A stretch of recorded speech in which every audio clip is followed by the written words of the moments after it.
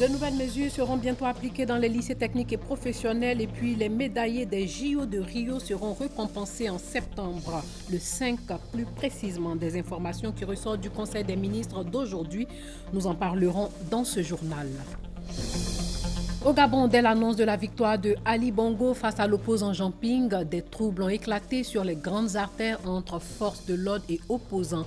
L'Assemblée nationale était en flammes ce soir à Libreville. Selon les résultats officiels, Ali Bongo a remporté la présidentielle avec 49,80% des suffrages devant Jean Ping, 48,23%. Au Brésil, le nouveau président Michel Temer promet une nouvelle ère pour la première économie d'Amérique latine, quelques heures après la destitution de Dilma Rousseff pour maquillage des comptes public. Madame, Monsieur, bonsoir. Cheikh Cissé et Gbabirut seront célébrés le 5 septembre prochain. De nouvelles mesures seront aussi bientôt appliquées dans les lycées techniques et professionnels. Et puis, l'on connaîtra le nouveau régime juridique de la communication. Ces informations ont été données lors du Conseil des ministres d'aujourd'hui. Viviane Haïman était au palais présidentiel. Après 3 semaines de vacances, le gouvernement s'est réuni ce mercredi autour du chef de l'État, le président Alassane Ouattara, pour son premier conseil des ministres de rentrée. Plusieurs sujets sur la table ont été traités, notamment le nouveau régime juridique de la communication audiovisuelle, à l'heure où va s'opérer ici en Côte d'Ivoire le passage de la télévision analogique à la télévision numérique terrestre. Ce projet organise les conditions d'exercice des nouveaux corps de métier qui interviennent désormais dans les processus de production, de diffusion et de réception des programmes audiovisuels. Il faut dire que ce projet est conforme aux résolutions communautaires de l'UMOA. Il permet l'accès aux services publics de radiodiffusion aux personnes handicapées visuelles et auditives et réglemente de manière plus précise les organismes de radiodiffusion confessionnels. Par ailleurs, pour la rentrée scolaire 2016-2017, de nouvelles mesures vont être appliquées au sein des lycées techniques et professionnels. Le gouvernement souhaite ainsi favoriser l'accès d'un plus grand nombre de jeunes à l'enseignement technique. Il s'agit notamment de l'ouverture de classes préparatoires au certificat d'aptitude professionnelle destinées aux élèves des classes du CM2 âgés de 13 à 15 ans. Cette opportunité d'immersion dans la formation professionnelle permettra à ces apprenants donc d'acquérir les prérequis nécessaires pour accéder 2 ans après à la formation pour l'obtention du CAP. La phase d'expérimentation sera faite à cette rentrée scolaire dans 10 établissements donc sur l'ensemble du territoire. Il faut également indiquer dans ces mesures l'introduction de la formation par alternance pour améliorer la qualité de la formation et l'employabilité des apprenants. Il faut indiquer l'instauration du principe de la formation-production au sein des établissements d'enseignement technique et de la formation professionnelle. Grave menace sur le verger cacaoyer ivoirien. Avec l'invasion des chenilles, le Conseil des ministres a adopté un plan de lutte. La nation ivoirienne, honorée par ses médaillés, saura les récompenser à la mesure. Le Conseil des ministres a décidé une enveloppe globale de 380 millions de francs pour récompenser ces athlètes. Les athlètes seront décorés dans l'ordre national dans quelques jours et une enveloppe globale de 380 millions sera dégagée pour récompenser les athlètes et leurs encadreurs à l'occasion de la cérémonie qui est prévue le lundi 5 septembre, ici même à la présidence de la République. L'actualité en cette rentrée gouvernementale, c'est aussi l'accusation portée par les autorités gabonaises d'une implication de personnes ivoiriennes dans le processus électoral de leur pays. S'agissant des hackers, cyberacteurs ivoiriens, nous sommes en train de mener nos propres enquêtes pour savoir exactement le rôle qu'ont pu jouer ces Ivoiriens, ces jeunes Ivoiriens, donc dans cette élection. Maintenant, comment expliquer qu'un conseiller de ce niveau, donc cela n'a rien à voir avec l'État de Côte d'Ivoire. Chacun est responsable des actes qu'il pose aussi. Et pour finir, une note d'autosatisfaction de la part du gouvernement. Un bilan établi fin juin sur l'exécution du budget de l'État pour cette année 2016 indique un bon équilibre entre les recettes et les dépenses. L'Assemblée nationale du Gabon était en flammes ce soir à Libreville après avoir été incendiée par des manifestants descendus dans la rue à l'annonce de la réélection du président Ali Bongo Ondimba. Selon les résultats officiels, le chef de l'État gabonais sortant a remporté la présidentielle de samedi avec 49,80% des suffrages devant Jean Ping, 48,23%. Il dévance ainsi son rival de 5 594 voix sur un total de 627 805 inscrits. L'opposition conteste ces chiffres et a demandé en vain un comptage des voix bureau de vote par bureau de vote. Le président élu s'y prononçait. Écoutons Ali Bongo Ondimba. Les résultats communiqués par le ministère de l'Intérieur après les délibérations de la Sénat me placent en tête de l'élection présidentielle à une courte majorité. Cette victoire au score serré nous oblige tous. Elle oblige d'abord chacun au respect du verdict des urnes et de nos institutions. Ensuite, elle nous oblige aussi à prendre en compte toutes les aspirations de nos concitoyens. Je dis bien toutes. Et puis Dilma Rousseff, destituée pour maquillage des comptes publics par une large majorité des sénateurs aujourd'hui, a fustigé un coup d'État parlementaire et annoncé une opposition féroce au nouveau gouvernement putschiste qui a mis fin à 13 ans de règne de la gauche au Brésil. Sur les 81 parlementaires, 61 ont voté pour sa destitution et seulement 20 ont voté contre. Elle a été remplacée par l'ancien vice-président et rival Michel Temer du centre droit. Le vice-président exécutif et directeur général de la Société financière internationale a visité la centrale thermique d'Azito. C'est en Côte d'Ivoire, dans la commune de Yopougon. La Société financière internationale, membre du groupe de la Banque mondiale, est la plus importante institution internationale d'aide au développement au service du secteur privé dans les pays émergents. Un appui financier sera apporté à la centrale thermique de Yopougon. La centrale thermique d'Azito, investie par le vice-président exécutif et directeur général de la Société financière internationale, organisme de la Banque mondiale et sa délégation.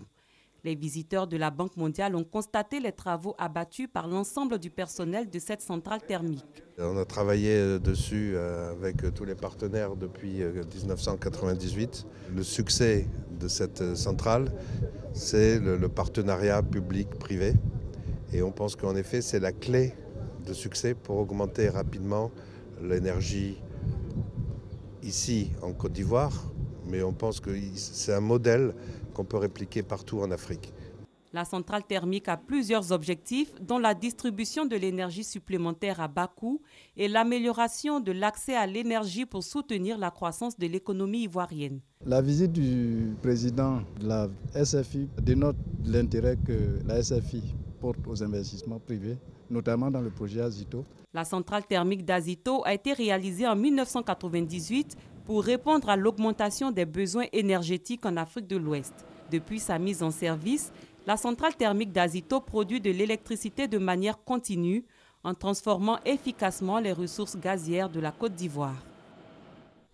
Sachez que la Côte d'Ivoire et le Japon veulent améliorer la production piscicole nationale. Le ministre des Ressources animales et halieutiques a fait un lobbying au Japon pour atteindre un objectif. Le projet de relance de la production piscicole continentale en Côte d'Ivoire, financé à près de 3 milliards de francs CFA. Le projet vise au renforcement des capacités des acteurs et à établir aussi les bases de développement de la production piscicole à travers l'élaboration d'un plan d'action et d'un guide technique dans le domaine de la pisciculture continentale. La Côte d'Ivoire et le Japon ensemble pour l'amélioration de la production piscicole nationale. Le projet de relance de la production piscicole nationale qui est officiellement lancé est doté de 2 milliards 854 millions 900 000 francs CFA. L'apport de la Côte d'Ivoire étant de 504 millions 900 000 francs CFA et celui du Japon de 2,350 milliards de francs CFA. Le Japon a une longue histoire de la pisciculture. Donc pour soutenir le développement de la Côte d'Ivoire, on est conscient de soutenir le domaine de l'alimentation, surtout par l'enforcement de notre coopération dans le domaine piscicole. Le projet de relance de la production piscicole nationale repose sur 4 axes.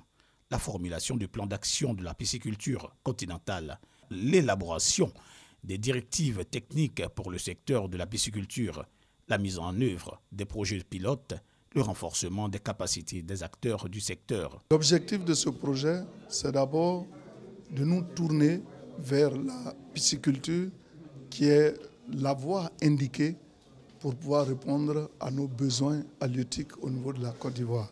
Parce que nous pensons que c'est avec cette pratique que nous pouvons avoir du poisson à satiété pour les consommateurs. Le projet de relance de la production piscicole nationale, Prépico, qui est en phase avec le plan stratégique national de l'élevage, de la pêche et de l'aquaculture, partie intégrante du PND, va aider à relever le défi de 200 000 tonnes de production à l'horizon 2020. À partir du 1er octobre, les conducteurs des camions en surcharge vont devoir payer une amende.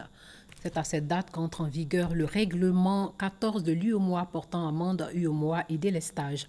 La surcharge des camions est l'une des principales causes de la dégradation des routes.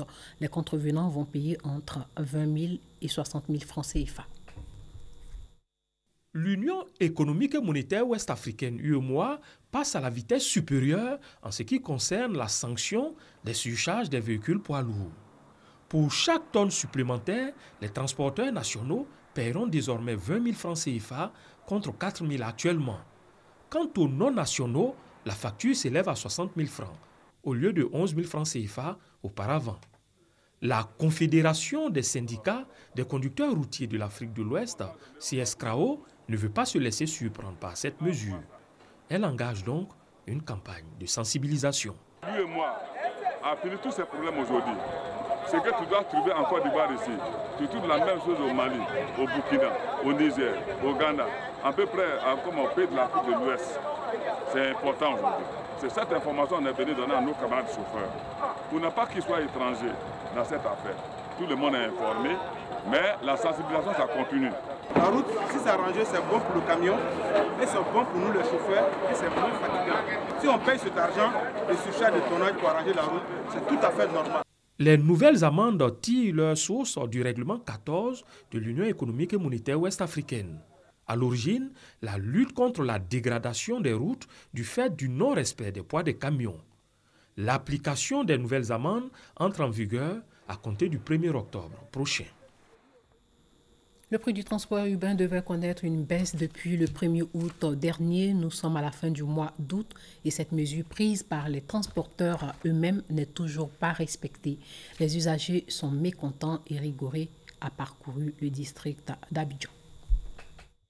Chaque jour, ce sont différents moyens de transport en commun qui permettent aux populations de se déplacer d'un lieu à un autre sur le territoire national. À Abidjan, les moyens de transport en commun les plus utilisés sont les minicars, appelés communément Baka, les taxis communaux et les taxis banalisés, appelés aussi Woro. Nombreux sont les usagers qui dénoncent le coût élevé du transport malgré plusieurs baisses du prix du carburant. C'est pour régler cette situation que le Haut Conseil du transport a décidé de réduire le coût du transport sur le territoire national. Cette disposition est entrée en vigueur le 1er août 2016. Le prix du transport urbain a baissé de 50 francs. Pour savoir si la mesure est appliquée, nous avons fait le tour de certaines gares dans le district d'Abidjan. Premier lieu visité, la commune d'Abobo. Les syndicats rencontrés nous informent être dans la phase de sensibilisation. Nous sommes à pied d'œuvre. Vous savez que c'est un long processus. Donc il y a la sensibilisation. Un chauffeur rencontré affirme faire la réduction selon les périodes. Avant, on prenait jusqu'à 250-300 les matins. Alors là, on prend 200. À partir de midi, on prend 100 francs pour aller à Djamé. Des affirmations soutenues par un de ses passagers. À partir de midi jusqu'à une certaine heure, ils nous prennent 100 francs, 100 francs. Maintenant, le soir, Voilà, jamais c'est 100 francs. Pour revenir, ça dépend aussi. Deuxième lieu visité, Cocody, non loin du zoo d'Abidjan. Une fois sur place, nous interrogeons des clients. Voici leurs différentes réponses. Les prix ont baissé au niveau du transport, au niveau de Cocody en tout cas. De 250, on est passé à 200 francs, donc ça va. Le transport était 200 et c'est toujours 200 que nous payons. Voilà, donc il n'y a pas eu de réduction. Tous les prix qui sont à 200 et moins que ça restent tels. À partir de 250, il y a une réduction de 50 francs. Toujours dans la commune de Cocody, une autre gare de Waroro, Carrefour La Vie. Ici, chauffeurs et clients reconnaissent que la baisse du prix du transport est appliquée. En revanche, la monnaie n'est pas toujours facile à trouver. Depuis le 1er août, ça se passe bien. On a réduit le transport. Maintenant, le petit souci qu'on a, c'est le problème des 50. Ça crée des problèmes entre les usagers et les transporteurs. J'ai déjà même assisté à une bagarre au Grand Carrefour de Koumassi pour 50 francs. Dans cette gare, les syndicats disent veiller à l'application des nouveaux tarifs. Après Cocody, Yopougon, précisément au lavage. Ici, les clients interrogés disent que les nouveaux tarifs sont appliqués. Quand j'ai demandé le prix, il m'a dit que c'était 550. On avait l'habitude de payer 600. Je viens de constater tout à l'heure qu'il y a une réduction de 50 francs sur le transport. Malgré cette réduction du coût du transport, certains clients émettent toujours quelques réserves. Il y a une baisse de 50 francs, mais s'il faut diminuer 50 francs pour surcharger encore le nombre de passagers dans le véhicule, franchement, ça sert à quoi en fait? La réponse des syndicats de Yopougon à cette préoccupation. Au niveau du lavage, il y a des véhicules de 7 places, il y a des véhicules de 4 places. Celui qui n'est pas habitué de voir ces véhicules de 7 places, les pique-niques là, quand il vient qu'on met les 7 places, il trouve que c'est surchargé. La direction du Haut Conseil est confiante pour la suite. Nous avons mis en place des équipes de contrôle, des équipes de veille sur les gares, sur les lignes, sur les endroits de chargement. Et nous sommes aujourd'hui en train de faire une évaluation qui démontre que la quasi-totalité des acteurs sont engagés à mettre en route ce réajustement. Espérons que ces nouveaux tarifs soient appliqués sur toute l'étendue du territoire ivoirien, car la réduction du coût du transport profite toujours aux populations et s'attaque à la cherté de la vie. Parlons éducation, le recrutement des élèves du cours préparatoire première année, c'est-à-dire le CP1 pour l'année scolaire 2016-2017, a démarré aujourd'hui même sur toute l'étendue du territoire. Ce recrutement qui concerne les enfants de la grande section de la maternelle ainsi que les enfants âgés de 6 à 9 ans va durer jusqu'au 9 septembre prochain. Et puis sachez que l'opération est gratuite.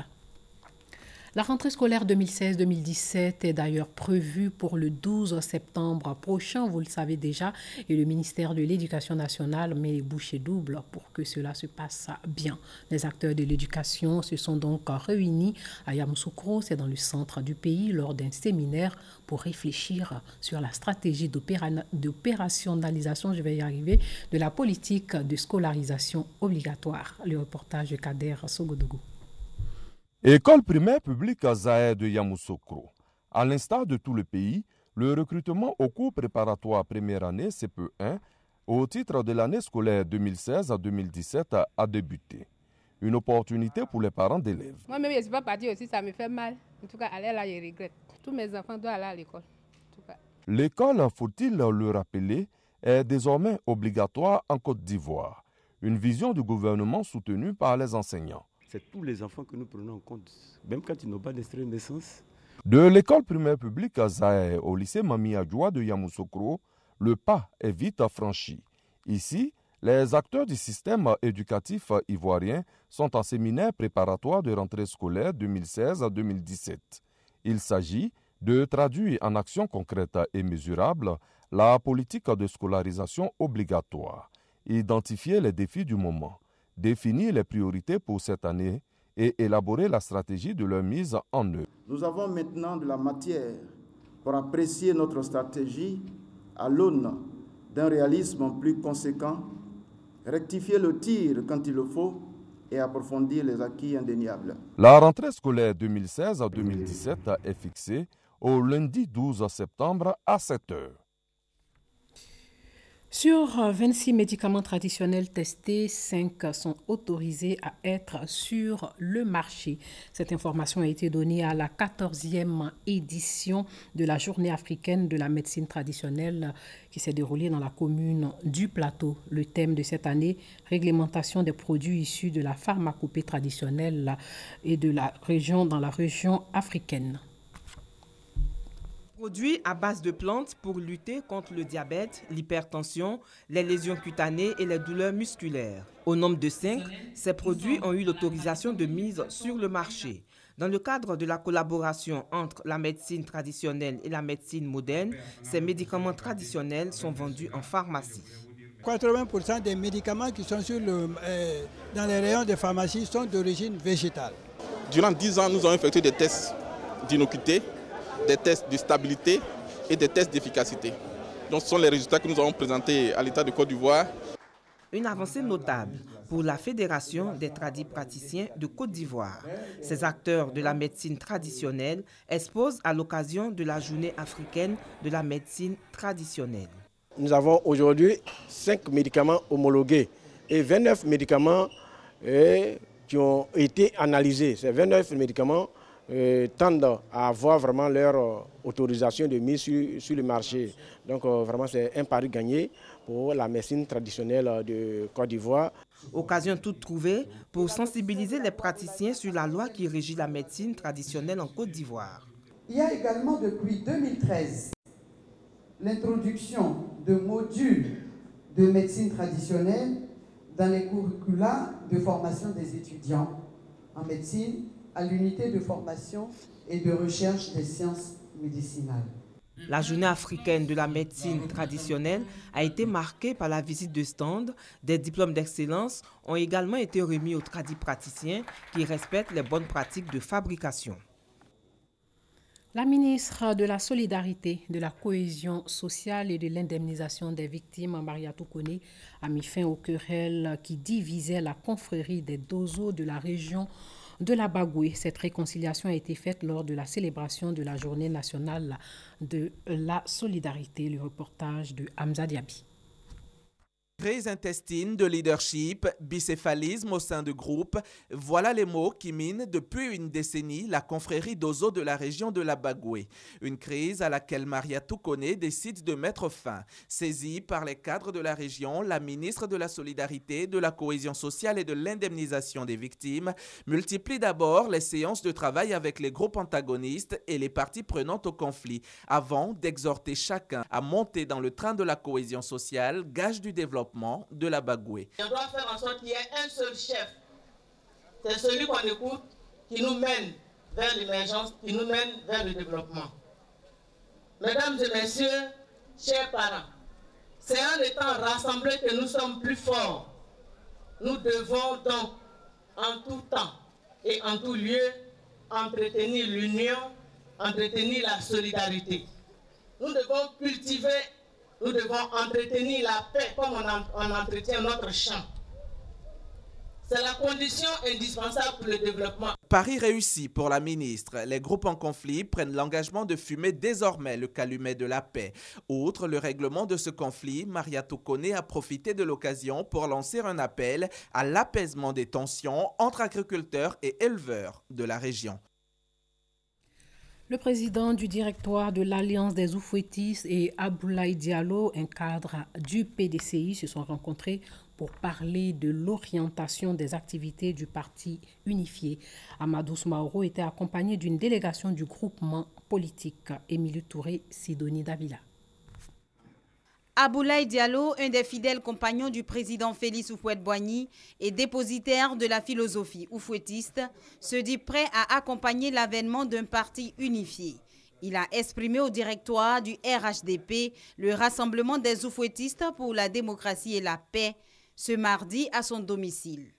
Merci tous ceux qui sont du RHDP. Ceux qui ne sont pas, qu'ils viennent au RHDP. Nous les 5, on ne suffit pas. Il faut que tout le monde vienne. Et c'est cette prière que nous allons faire pour que le RHDP soit rempli comme un canari. Engagée dans un chantier qu'est la construction d'un parti, la direction du RHDP a décidé désormais de consulter les ex-collaborateurs d'Houphouët-Boigny pour avoir leur soutien et leur bénédiction. Mais ce qu'il faut retenir, c'est que le doyen nous a rassurés que c'est ce que Houphouët-Boigny voulait, une équipe pour continuer l'œuvre qu'il a commencée. Et il nous a aussi confortés de l'idée que lui-même et tous ceux qui croient en lui sont RHDP. Le doyen Aboulaye Diallo fait partie des rares collaborateurs très proches du président Houphouët-Boigny. Nous avons pensé que si nous voulons nous inspirer de cette philosophie pour construire notre parti, ce grand parti unifié, qu'il fallait qu'on vienne demander des conseils au doyen Aboulaye Diallo. Cette rencontre avec le doyen Aboulaye Diallo a été un moment de souvenir et de témoignage pour la délégation. L'avenir du parti unifié est assuré s'il se construit autour de l'idéal républicain prôné par le président Félix Houphouët-Boigny. Parlons toujours politique avec cette rencontre entre le secrétaire général adjoint du RDR chargé des élections et des secrétaires départementaux. Les deux hommes, ils ont échangé sur l'affichage de la liste électorale provisoire et la préparation du contentieux sur cette liste. Sur la table aussi, le référendum pour la nouvelle constitution. La rencontre s'est déroulée à la rue Lépic. Maïsako nous en dit un peu plus.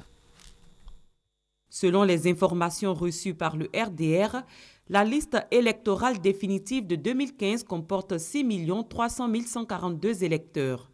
Les nouveaux entrants à titre provisoire sont au nombre de 139 734. Après la phase de l'affichage, suivra le contentieux sur la liste électorale, une procédure permettant à tout électeur de faire des réclamations. Ces informations ont été données aux secrétaires départementaux du Rassemblement des Républicains à la faveur d'une rencontre initiée par le secrétariat général adjoint du parti chargé des élections. Nous avons appelé nos responsables de département pour venir leur remettre cette liste et leur donner la consigne pour aller mobiliser l'ensemble de nos militants et de nos sympathisants et des populations à aller vérifier qu'ils figurent bien sur la liste électorale provisoire qui est en cours d'affichage. Deuxième point abordé entre le secrétariat général adjoint chargé des élections et les secrétaires départementaux, la préparation du référendum pour la nouvelle constitution. C'est une élection comme une autre et il nous faut du personnel dans les bureaux de vote. Donc nous avons commencé à demander à nos responsables locaux d'identifier ce personnel électoral qui va représenter le RDR, puisque le RDR va demander que le vote se fasse dans un sens. Et nos représentants seront dans les bureaux de vote pour s'assurer que tout se passe très bien. Une fois identifiés, ces représentants auront droit à une série de formations techniques pour être mieux outillés en vue de bien accomplir leurs tâches. Sachez que producteurs et consommateurs du riz se sont retrouvés à Gagnoa à l'occasion de la 13e édition du Festival du riz. Ce festival qui entend faire la promotion de ces denrées de première nécessité et aussi inciter les acteurs à produire du riz de meilleure qualité. C'est en tout cas ce que nous dit Éric Goré. Le riz local au centre d'une manifestation dans la région du Gor. Les populations se sont retrouvées autour de cette denrée alimentaire très consommée en pays BT. Cette consommation régulière du riz par le peuple BT n'est pas un fait du hasard. Selon l'histoire, le riz est venu d'Issia. Il semble que c'est un pigeon qui a porté une gerbe de riz dans son bec et qu'il a laissé tomber à Gagnoa. Quand quelqu'un l'a vu, il a laissé pousser. Quand ça a poussé, ça a donné beaucoup de tiges. Et puis, il a récolté et il en a fait une culture qui est devenue ce que nous mangeons aujourd'hui. Pendant cette 13e édition du Festival du riz, des concours culinaires, des présentations de plusieurs variétés de riz, dont le Globlosaka, cette variété de riz qui prend de l'ampleur. Et des danses ont été les grandes articulations qui ont meublé la cérémonie. Selon les initiateurs, cette tribune sert à promouvoir la culture du riz et aboutira plus tard à une autosuffisance alimentaire en matière de riz en Côte d'Ivoire. le riz pousse partout en Côte d'Ivoire. Si tout le monde se met à produire, même individuellement son riz qu'il va consommer, nous allons diminuer l'importation. Le représentant du ministre de la Culture, parrain de la cérémonie, n'a pas dit autre chose que d'encourager les organisateurs dans cette initiative. Il y a ce côté positif, n'est-ce pas, qui doit être vu. C'est ce côté-là qui permet donc à la population d'être autosuffisante en riz. Les initiateurs du Festival du riz souhaitent faire de la riziculture une activité hautement rémunératrice pour le riziculteur. Ne dit-on pas que le succès de ce pays repose sur l'agriculture?